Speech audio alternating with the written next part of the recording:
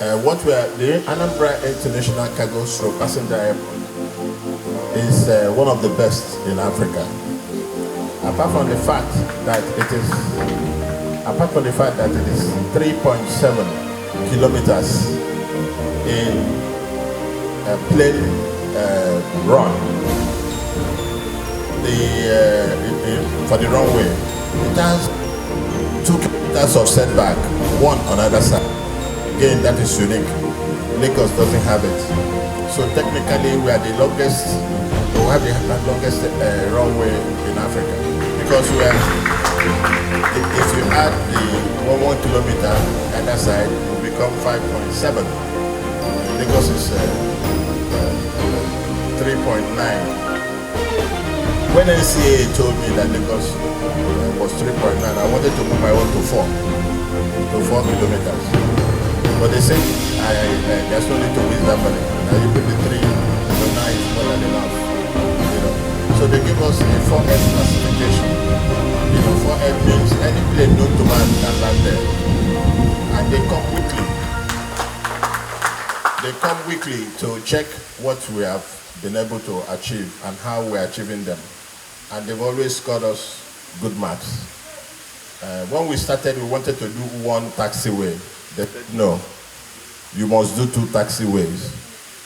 We expanded the width of the runway to accommodate the largest plane known to man. What is that called? Boeing what?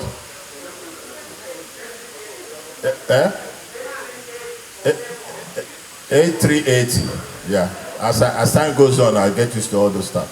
And that's the plane with the biggest wing, and takes a very high volume of people. Another thing, the beautiful thing about the airport we just witnessed is that plane can land from either side. I'm not sure there's any airport like that in Nigeria. Plane can land from either side, and the lighting system we are putting there is Cat 2. I'm not sure there are 2 airports in Nigeria that is Cat 2 rated. At least not in the southeast. And not only that, we have a satellite guidance system for landing. Again, without light, satellite will make you land in the middle of the airport. In other words, you can land at any point in time without disturbance. Our tower is one of the best in Africa. 11-story building, all cast. There's no block work there. And with a lot of latest gadgets in aviation inside that tower. You've seen the terminal building being built by the China Railway. If you look at the structure of that terminal building, you see that it will be one of the best terminal buildings in Nigeria. What we have in some areas, is not a terminal building. When you compare that to what you see abroad, but this one has the contextual structure for a proper terminal building. So when you come there, you feel like you are in a place that has decency and the people know what they are doing, So we've done very well. And that airport, by God's grace, will be finished in April. Every other thing. Working with NCCA, we have been able to place order for the landing instruments, the lighting equipment, and these are only remaining things. This runway you saw today, in 8 days or thereabout, it would have been finished, and no more work will be going on there. So we have the best airport in Nigeria. And to support what Professor Obiano said, it's a pride to us in the Anambra, and of course, a pride to us in the southeast, and of course, a pride to us in Nigeria and beyond.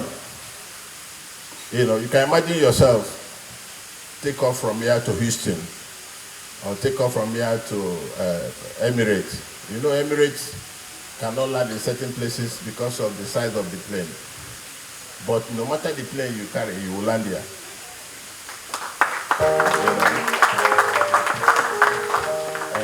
We have a transcript too, to channel a rail line from that airport to Imo, or where Imo, Abia, Enugu, you know, so that when the cargo arrives, the cheapest way to carry a cargo, in my view, is through rail. So these are plans for the future governors. Ogag, Maneli, and Houston, Anazime. You know, but these are plans we have, very strategic, to be able to push our nation to a greater height. You know, so I'm very happy that Ohaneze came today to introduce the new members to me. That's a very great courtesy, you know, and they came at the right time, celebrating my 7th anniversary. This 7th anniversary is full of success. I can assure you, if it was before I took over, there's no way you'll be here by now. You'll be running shelter-skelter. Helter-skelter. And the number of policemen that will be waiting for us here will be like the whole policemen in Anambra, because all of you will have your pockets of police everywhere. But today it's not like that. We fought them to a standstill, and we're still fighting them because security is not constant. We're fighting them now with modern gadgets, equipment, and what have you. You know, when we started, Anambra was producing 80 metric tons of rice. Today we are doing over 367 metric tons. And by the end of this year, we hope to be at about 574 metric tons, irrespective of COVID or no COVID. By the way, this airport was started at the beginning of COVID, so COVID didn't disturb us. The airport had its own vaccine, real time, so we didn't have a problem with it. You know, so all the time, people were doing one thing or the other about COVID-19. The airport was going on full force, and I was going there every day. Sorry, every week, not every day, every week. You know, to see what is happening, and that did help in the stage we're in now. You know, I want to thank you. We're doing great in education. First this, first that, first that. 3 consecutive winning debates in Nigeria. The greatest was the one who beat America, Russia, all those guys, you know, in Silicon Valley in the United States, by the girls from Regina Pache here, just here, you know, our girls in Ohaneze, that science school. What's the name again? Loretta. You know, great schools. You know, WAEC. We've been doing consistently well in WAEC. And we're putting the number of people that now have the A grade than before. That's a great improvement in education. We have done so much.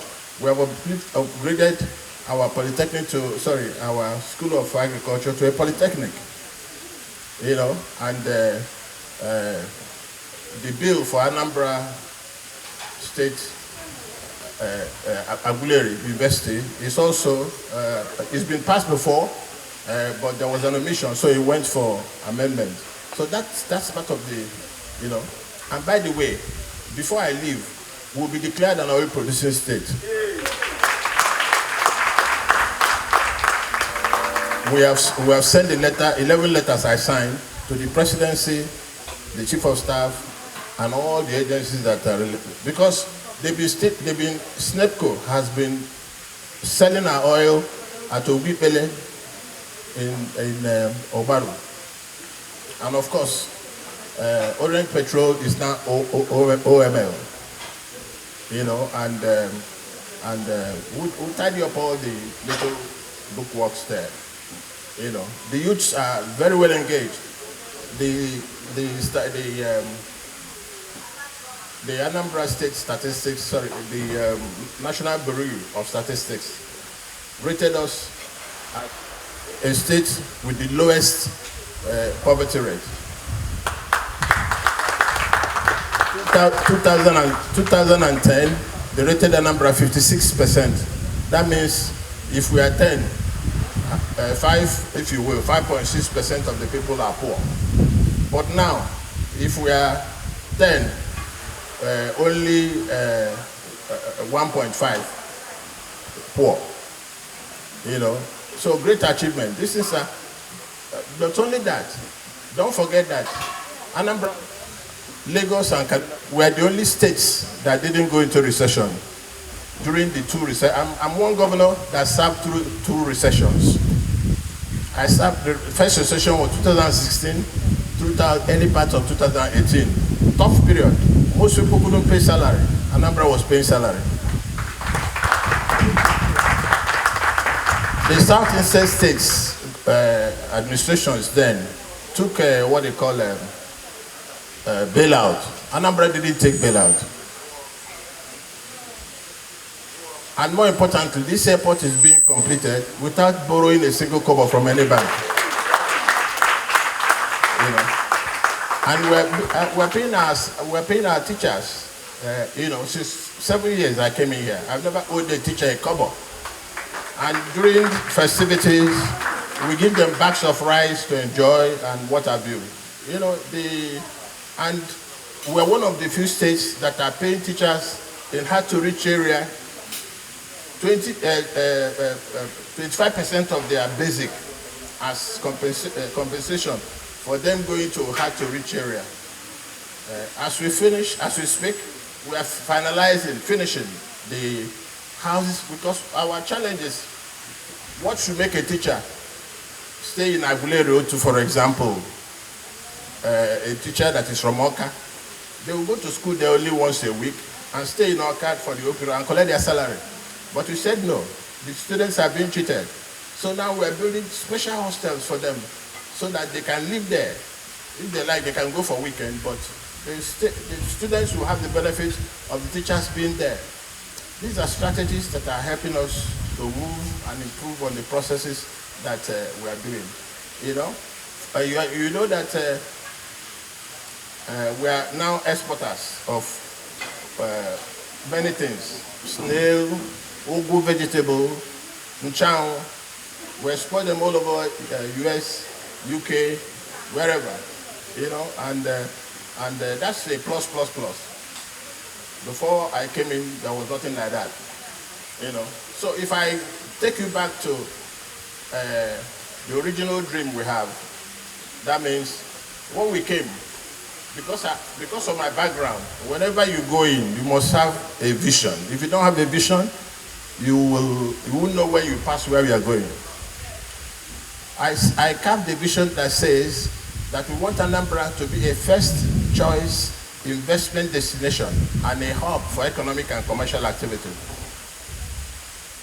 Then the mission, why people go to work every day, is for us to create a socially stable, business-friendly environment where indigenous and non-indigenous alike will have opportunity for wealth creation. It is that vision and mission that we package into a blueprint, and from there we have our four pillars: agriculture, commerce, oil and gas, industrialization. And from that pillar, supported by enablers, where you have security as number one, education, health, 14 of them. An enabler is an enabler because it doesn't stand on its own. If you are not educated, you can't do certain things. So it's an enabler.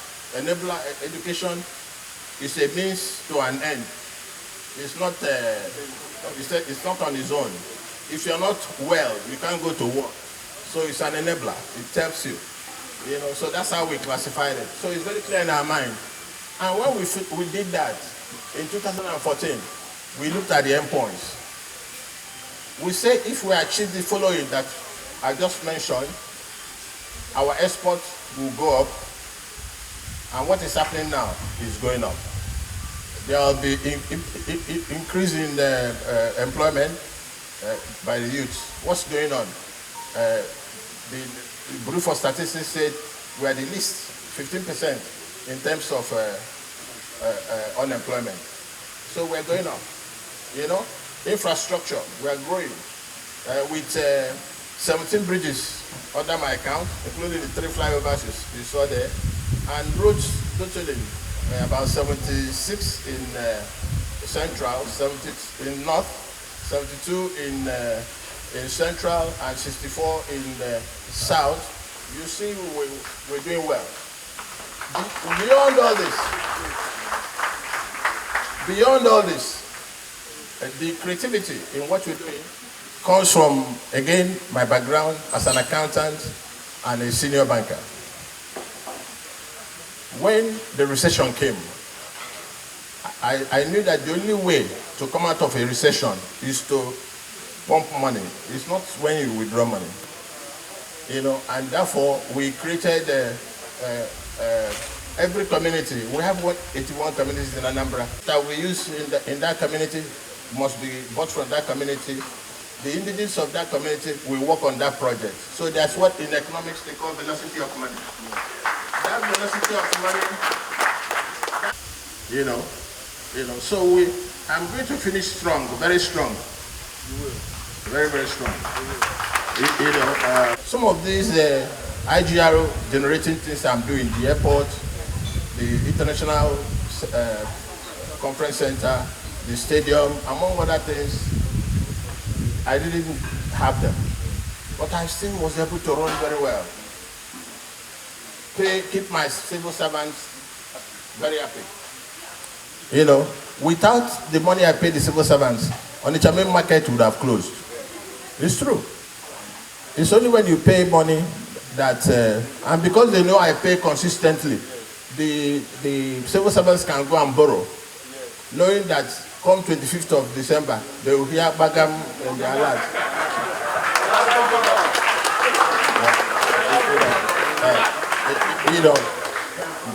So I really appreciate your coming.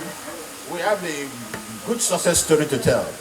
I'm very proud of what I've been able to achieve here. And I cannot wait to finish, to go and rest. I cannot wait to finish and go and rest. I'm very proud of all of you, and thanks for the pleasantries you've shared with me this evening, for going to visit my sites and what have you. God will bless all of you. Thank you.